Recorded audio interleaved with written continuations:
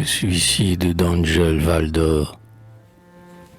La vieille Angel Valdor épousait dans la nef, en avril, sa promise aux yeux noirs, au blond chef.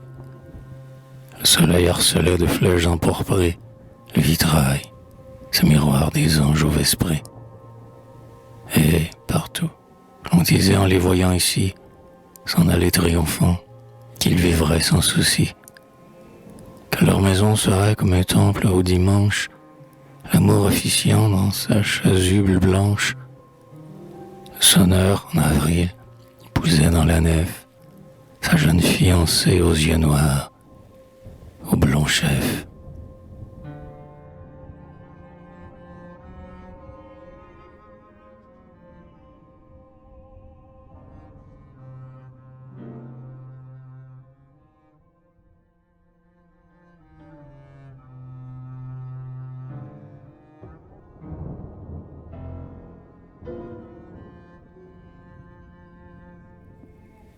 Il eut pendant longtemps le cœur libre et joyeux, et les roses d'hymen printanisaient ses yeux. Il vécut des baisers tourmenteurs d'une femme, jusqu'au jour où son cœur se prit de doute infâme. Il demandait au ciel plus d'un gars à l'œil brun, qui le remplacerait quand il serait défunt, et ferait bourdonner du haut de leur tour grande les cloches qu'il sonnait comme nul dans les landes. Il eut quand vint le mai, le cœur libre et joyeux, et les roses d'hymen printanisaient ses yeux.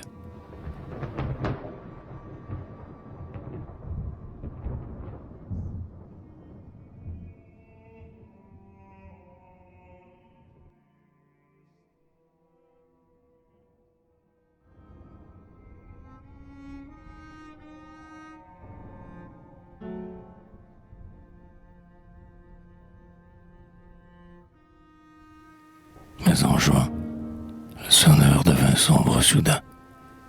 Au soir, il s'en allait souvent dans son jardin. Pensif, se promenant plein de peine et de doute, on eût dit son convoi d'amour longeant la route. Il confia à l'astre un peu de tout son mal, plus noir que l'envol noir du corbeau vespéral.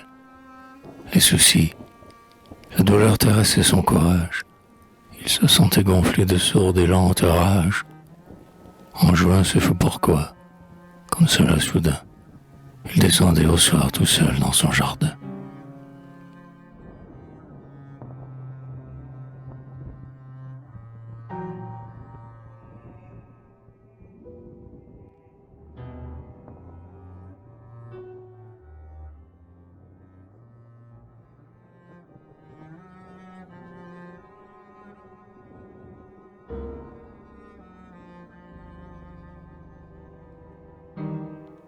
Le sonneur en octobre eut son amour fané, et s'en alla l'œil fou comme halluciné.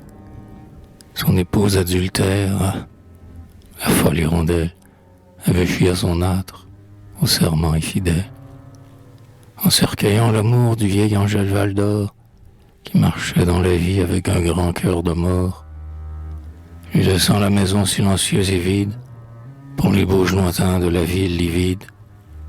À l'octobre funèbre, il eut l'amour fané, et les macabres pas d'un pauvre halluciné.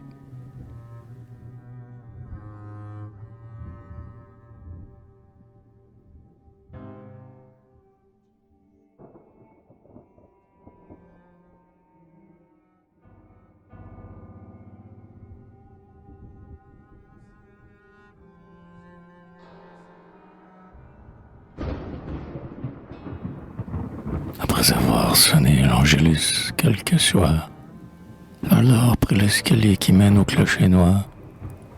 Du bruit de ses sabots l'écho se fit des râles. Oh, que parmi les tours, sous les étoiles pâles, la basilique avait senti frémir ses flancs, et ses vitraux étaient comme des yeux sanglants. Et les portes grinçant sur leurs gonds de ferraille avaient comme un soupçon du glas des funérailles.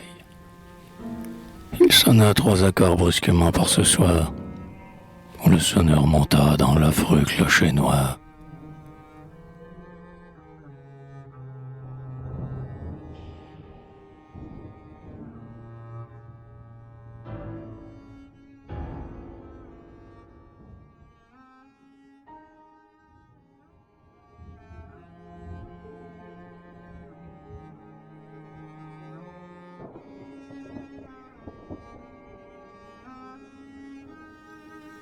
novembre est tombé dans les affligements.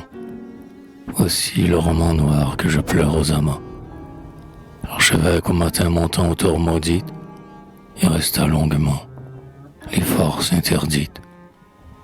Devant le corps pendant au câble du beffroi, devant le corps crispé du pauvre sonneur froid, le prêtre prononça des oraisons étranges pour cette âme enroulée aux doigts des mauvais anges. Pour le sonneur et pour l'épouse au cœur de fer, dont Val d'Or dit l'éclat aux cloches de l'enfer.